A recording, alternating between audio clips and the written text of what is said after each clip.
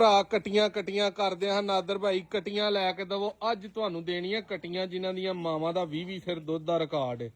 ਠੀਕ ਹੈ, ਪੂਰੇ ਚੈਂਪੀਅਨ ਡੇਰੇ ਤੋਂ 4 ਤੋਂ 5 ਵਾਰੀ ਜਿਹੜੇ ਪਾਕਿਸਤਾਨ ਲੈਵਲ ਤੇ ਪਹਿਲੀਆਂ ਪੋਜੀਸ਼ਨਾਂ ਹਾਸਲ ਕੀਤੀਆਂ ਨੇ।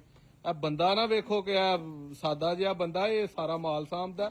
ਨਕ ਸਾਹਿਬ ਕੀ ਨਾਂ ਹੈ ਆਪਣਾ? ਮੇਰਾ ਨਾਂ ਕੈਸਰ ਹੈਗਾ ਨਾਦਰ ਬਾਈ। ਤੇ ਕਿੰਨੀਆਂ ਕੁ ਟੋਟਲ ਕਟੀਆਂ ਨੇ? ਉਹ ਕਟੀਆਂ ਹੈਗੀਆਂ 45 ਕੁ ਬਾਈ। 45 ਕੁ ਕਟੀਆਂ ਨੇ ਤਕਰੀਬਨ ਦੋਸਤੋ। ਵਿੱਚ ਕੱਟੇ ਵੀ ਹੈਗੇ ਨੇ। ਤੇ ਕੱਟੇ ਕਿੰਨੇ ਕ ਨੇ? ਕੱਟੇ 8-10 ਹੈਗੇ ਨੇ ਨਾਦਰ ਬਾਈ। 8-10 ਕੱਟੇ ਨੇ। 45 ਕ ਜਿਹੜਾ ਨਾ ਉਹ ਕਟੀਆਂ ਕੱਟੇ ਤਕਰੀਬਨ ਮਿਕਸ ਹੀ ਨੇ। ਤੇ ਬਾਕੀ ਸਾਰੀਆਂ ਇੱਕ ਦੂਜੇ ਤੋਂ ਜਿਹੜੀਆਂ ਨੇ ਨਾ ਉਹ ਵੱਸੋਂ ਵੱਧ ਨੇ, ਬਿਹਤਰੀਨ ਕਿਸਮ ਦੀਆਂ।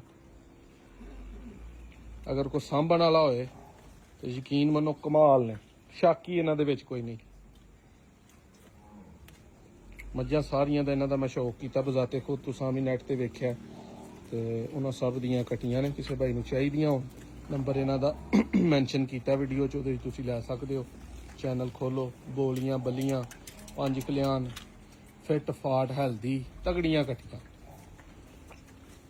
ਲਖ ਸਾਹਿਬ ਰੇਟ ਦਾ ਕੋਈ ਆਈਡੀਆ ਦਵੋ ਹਾਂ ਮਾੜਾ ਮੋਟਾ? ਨਹੀਂ ਜੀ, ਰੇਟ ਦਾ ਕੋਈ ਨਹੀਂ ਭਾਈ, ਕੋਈ ਰਾਬਤਾ ਕਰੇਗਾ ਫਿਰ ਫੋਨ ਤੇ ਦੱਸਾਂਗੇ। ਅੱਛਾ ਜੀ, ਹਾਂਜੀ ਚਲੋ ਜੀ ਭਾਈ, ਰਾਬਤਾ ਕਰ ਲਿਓ ਜੇ ਜਿਹੜੇ ਭਾਈ ਨੂੰ ਮਕੂਲ ਲੱਗਣ। ਹੈ ਚੰਗੀਆਂ ਨੇ, ਸ਼ੌਕ ਵਾਲੀਆਂ ਵੀ ਤੇ ਨਸਲ ਵਾਲੀਆਂ ਵੀ ਵੱਸੋ ਵੱਧ।